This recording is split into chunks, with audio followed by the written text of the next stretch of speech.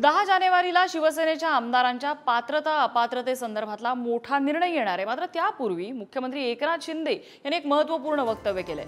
मी अजून 8 महिने मुख्यमंत्री आहे म्हणून आपल्याला फिरावं लागणार आहे असं एकनाथ शिंदे म्हणाले। मुख्यमंत्री एकनाथ शिंदे यांच्या उपस्थितीत काही पक्षप्रवेश पार पडले, यावेळी ते बोलत होते।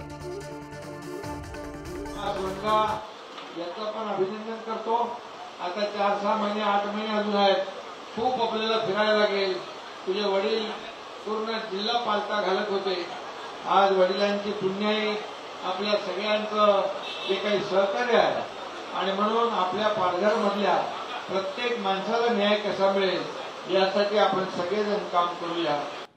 दरम्यान यावर अजित पवार आणि संजय शिरसाट यांनी काय प्रतिक्रिया दिली आहे आपण बघूया।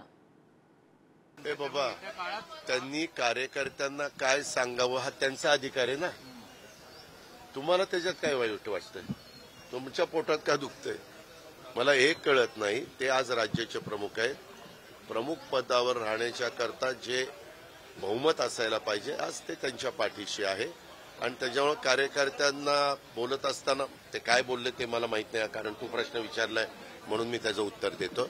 परंतु त्यांनी सांगितलं असेल कधी कधी माणूस बोलून जातो, त्याच्यात काही वाईट वाटायचं कारण नाही।